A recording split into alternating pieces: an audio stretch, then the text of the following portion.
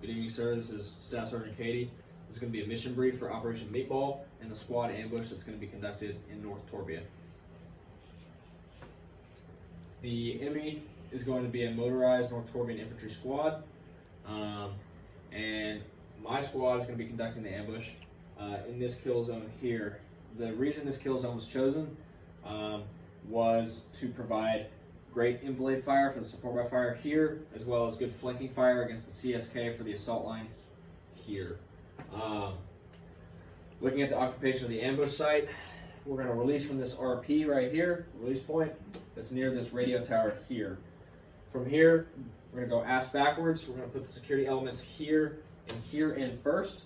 The purpose of 2 here is because of the distance they have from the actual ambush itself. One is going to be a team leader, so he can radio in to the squad leader, me, to give me a salute report to identify the oncoming enemy, as well as any QRF or the enemy fleeing.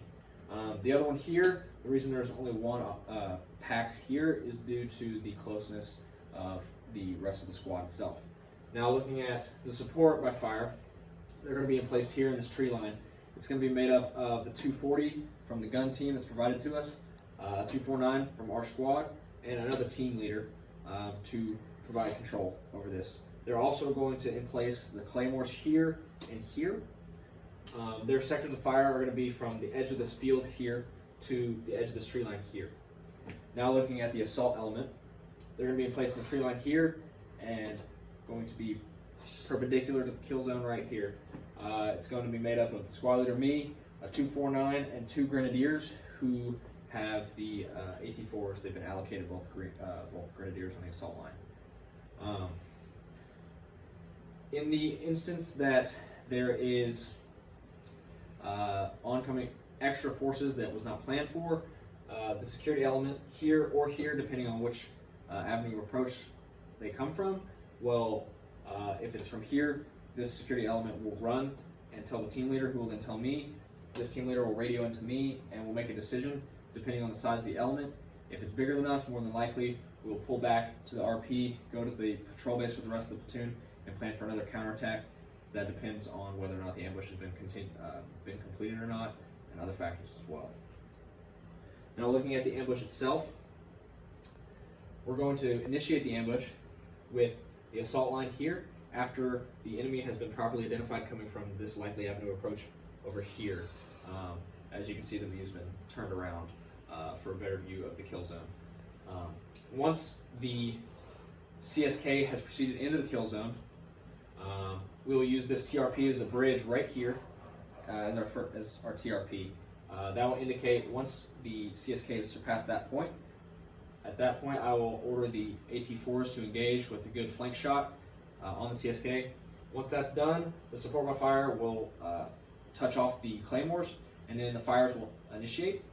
The rate of fires for the squad at the 240, it's going to be cyclic for 20 seconds or so, which will drop down to sustained after that.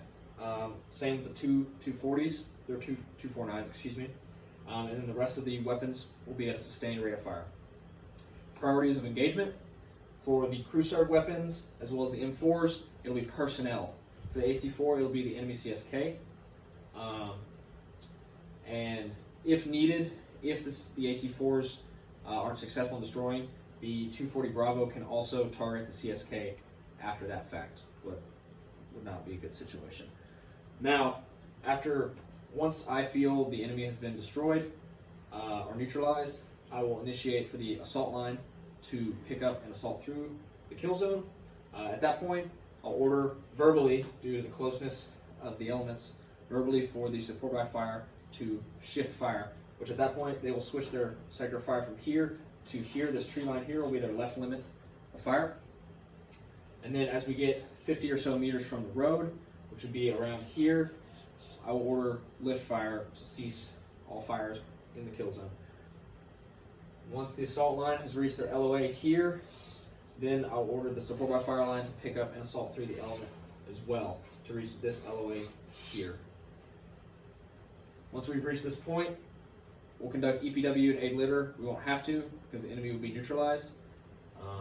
But after that's completed, I will signal red, which will indicate the assault element, to pick up and return back to the release point and begin to pull security.